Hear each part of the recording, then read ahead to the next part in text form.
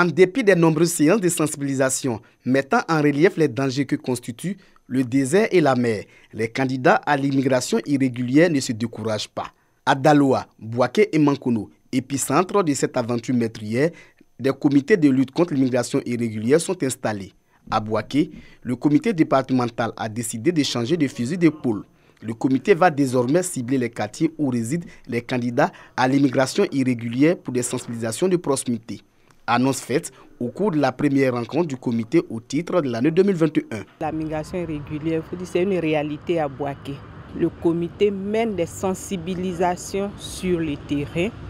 Le comité mène des actions et le comité aussi est appuyé par des ONG qui aussi donnent de l'emploi, donnent des formations à ces jeunes en leur disant que on peut réussir en Afrique sans aller en Europe.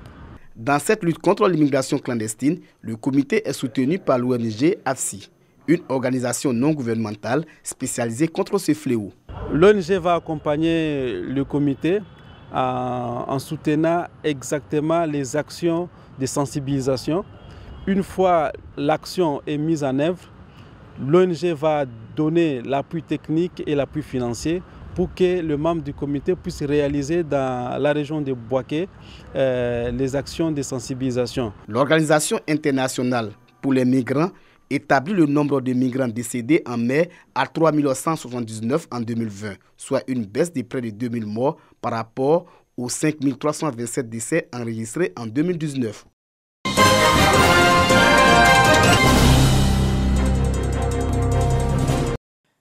Dans le département d'Ara, dans la région du Moronou, les acteurs des médias sociaux renforcent leurs capacités de gestionnaires et d'administrateurs des réseaux sociaux. Une initiative du collectif des acteurs des médias sociaux du Moronou et des autorités administratives de la commune. Il s'agit d'outiller ces blogueurs à être des ambassadeurs de paix et de cohésion sociale sur ces nouveaux médias. Aujourd'hui, nous sortons aguerris de certaines techniques de rédaction à travers tout ce que les formateurs nous ont apporté comme technique, comme spécialisation. Je pense que nous sommes assez outillés pour être vraiment sur le chemin du professionnalisme de notre métier que nous avons choisi de façon volontaire. On valorise un peu notre culture, notre langue, retour à la source. Avant, on faisait les publications sans savoir le contenu réellement des publications. Aujourd'hui, grâce à cette formation, on sort avec beaucoup de bagages intellectuels. Le Moronou a connu des heurts ayant engendré des morts lors des élections présidentielles du 31 octobre dernier. Ces actions visent justement à mettre tout en œuvre pour un climat apaisé lors des prochaines élections législatives dans la région. Nous avons à cœur de relever le défi d'un développement durable de notre région et pour que cet objectif soit atteint, nous avons besoin de la paix et la cohésion sociale. Et nous pouvons compter aujourd'hui sur cette jeunesse. La source, la vérification et le traitement de l'information sont des thèmes abordés au cours de cette rencontre. Un diplôme de participation a été remis à chacun d'entre eux.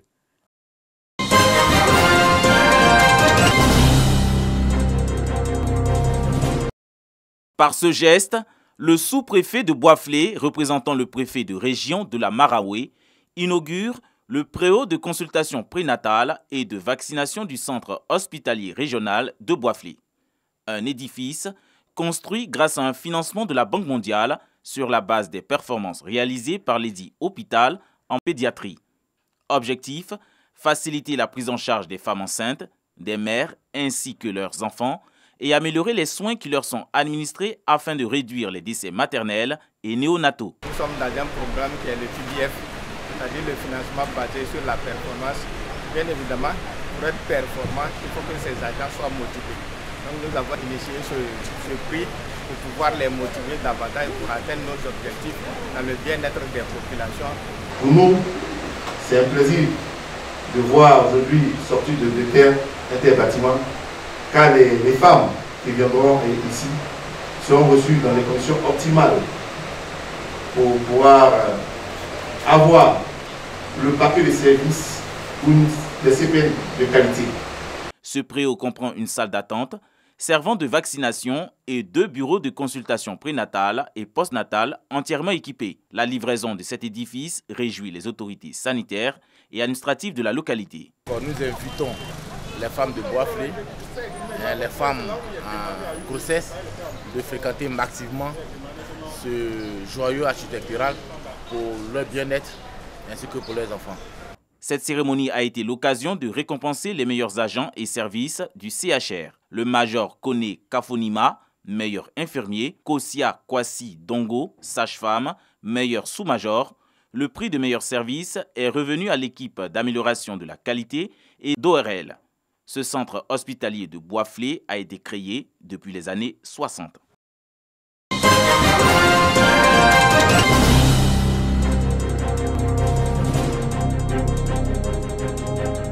Les récentes violences dans la capitale politique de la Côte d'Ivoire, la ville natale du père fondateur Félix Houphouët-Boigny, pendant et après l'élection présidentielle de 2020, a amené la jeunesse de Yamoussoukro à cultiver plus de cohésion. Cette jeunesse vient de créer le mouvement dénommé Jeunesse Félix Houphouët-Boigny pour le développement.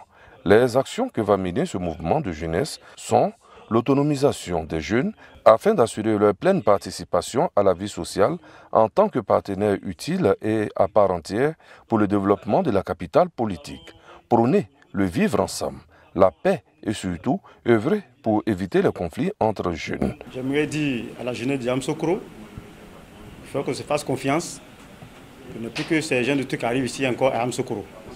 J'aimerais aussi dire, nous les jeunes, il faudrait que nous soyons responsables de notre vie. On va faire la politique de la main tendue. Il faut que nous fassions confiance dans l'union, dans la solidarité. Il faille que nous puissions toucher nos chefs de canton pour qu'ils demandent pardon au président de la République. Je les remercie pour ce courage. Ils ont reconnu leur faute. Je pense que c'est un acte noble. Les jeunes de Yamoussoukro entendent tout mettre en œuvre pour soigner leur image fortement détériorée par leur comportement lié à l'élection présidentielle d'octobre 2020.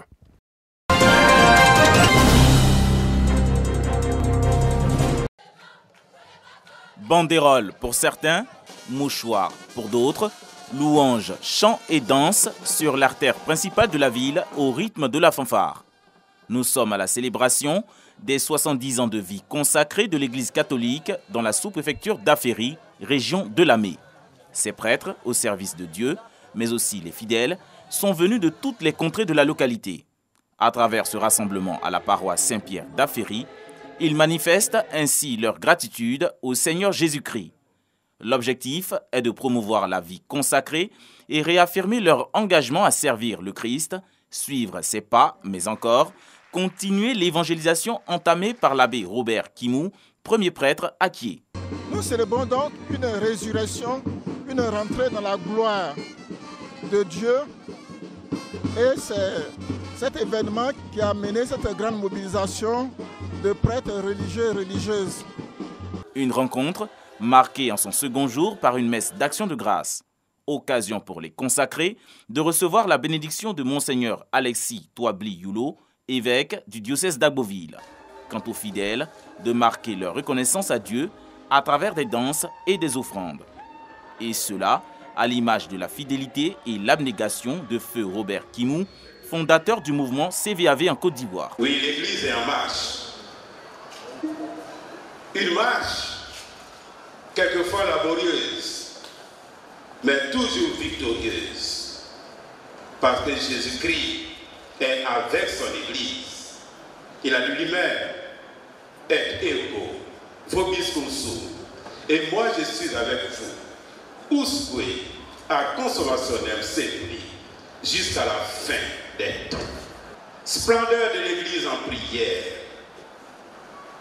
Oui, l'Église catholique. Faut tout notre amour. L'abbé Robert Kimou, né en 1919, consacré prêtre en 1950, repose désormais à jamais dans l'enceinte de la paroisse Saint-Pierre d'Aféry. C'est dans une ferveur totale que cette célébration des 70 ans de vie consacrée à Kié a pris fin.